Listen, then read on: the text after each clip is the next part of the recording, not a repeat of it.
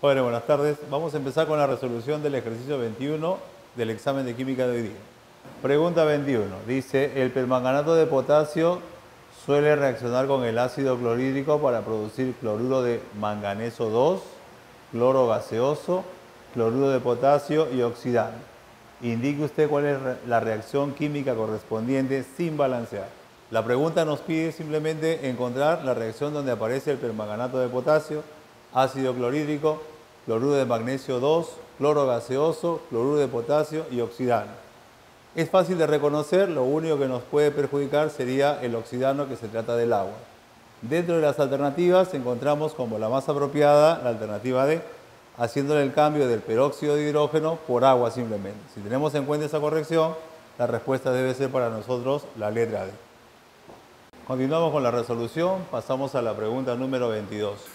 Pregunta 22, dice, considere las especies químicas, óxido sulfúrico y ion sulfito.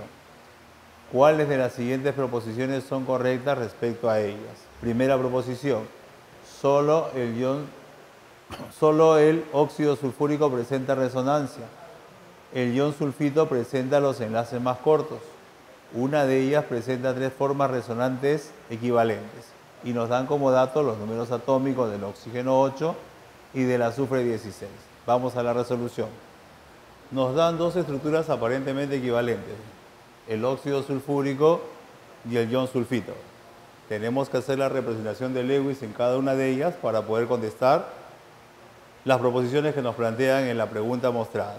En la primera, del óxido sulfúrico, encontramos que presenta 3 estructuras resonantes hipotéticas, siendo su híbrido resonante verdadero o su verdadera estructura el mostrado aquí en la pizarra.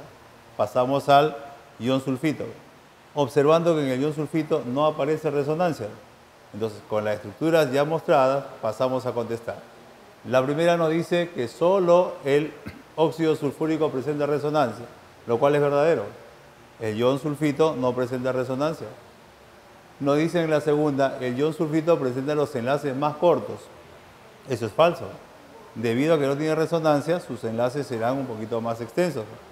Y la tercera dice, una de ellas presenta 3 formas resonantes equivalentes, que es el óxido sulfúrico.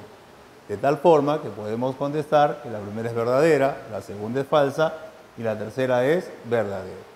La pregunta 23 nos dice, respecto a los polímeros, hay que relacionar adecuadamente e indicar las estructuras correctas. Nos piden relacionar copolímero, homopolímero y monómero. Vamos a la resolución. Sabemos que un polímero es una macromolécula formada por una cadena de monómeros. Un monómero es la unidad estructural. Dependiendo de los monómeros que formen el polímero, podemos encontrar homopolímeros, cuando se trata de la misma unidad estructural. Copolímeros, cuando hay unidades estructurales diferentes. Teniendo esta base, podemos relacionar entonces como monómero a la letra A, como homopolímero a la letra B y como copolímero a la letra C. La pregunta 24 nos dice lo siguiente. Se le ha pedido a un estudiante fabricar una pila que genere el mayor potencial. El alumno cuenta con los siguientes datos de soluciones y potenciales estándar a las condiciones que nos muestra el ejercicio. Con los potenciales conocidos no nos queda más que calcular el potencial estándar para cada una de las alternativas. Y obviamente la mejor opción va a ser la que me muestre el mayor potencial posible. En la resolución, como estábamos comentando, recordamos que el potencial de la celda es el potencial de oxidación más el potencial de reducción. Con los datos mostrados, calculamos el potencial en cada una de las opciones. Observamos los resultados y con los resultados a la mano hacemos la elección de la mejor pila. El que tenga mayor potencial va a ser la mejor opción posible. Para el caso debe ser la pila que tenga aluminio y plata.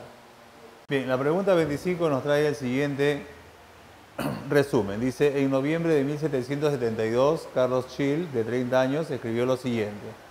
He verificado la composición del aire mediante la siguiente experiencia. Puse un poco de fósforo en un matraz bien cerrado. Lo calenté hasta que el fósforo se encendió. Se produjo una nube blanca que se depositó formando sólidos similares a flores sobre la pared del matraz.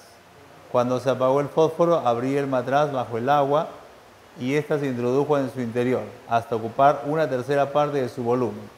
pude comprobar otra vez que el aire restante, la llamada parte mefítica del aire, no sostenía la combustión.